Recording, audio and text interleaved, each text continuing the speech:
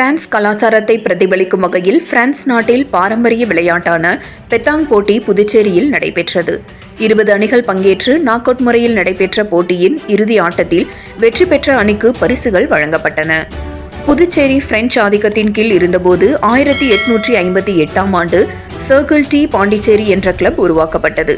அன்றிலிருந்து இன்று வரை பிரெஞ்சு கலாச்சாரம் மாறாத வகையில் இங்கே பல்வேறு பாரம்பரியமிக்க போட்டிகள் நடைபெற்று வருகிறது.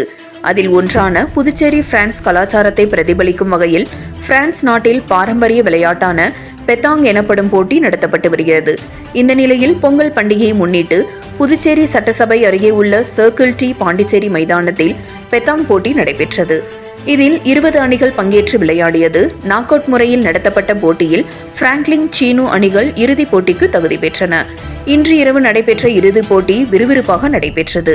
இதில் 12-5 என்ற புள்ளி கணக்கில் பிராங்க்லின் அணி வெற்றி பெற்று முதலிடம் பிடித்தது. வெற்றி பெற்ற அணிக்கு புதுச்சேரி பெத்தாங் அசோசியேஷன் தலைவர் ஜெகதீசன் பரிசுகள் வழங்கி பாராட்டினார். 7 கிரீன் நியூஸ் செய்திகளுக்காக புதுச்சேரி செய்தியாளர் ஜெயக்குமார்.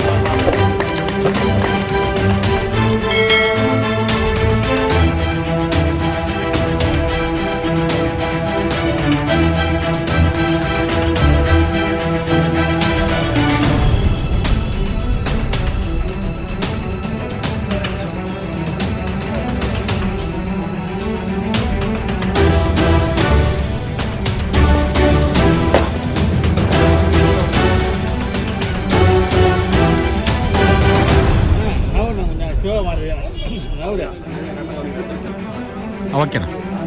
ஓகே, இங்கே பாருங்க. ஓகேண்ணா, ஓகே.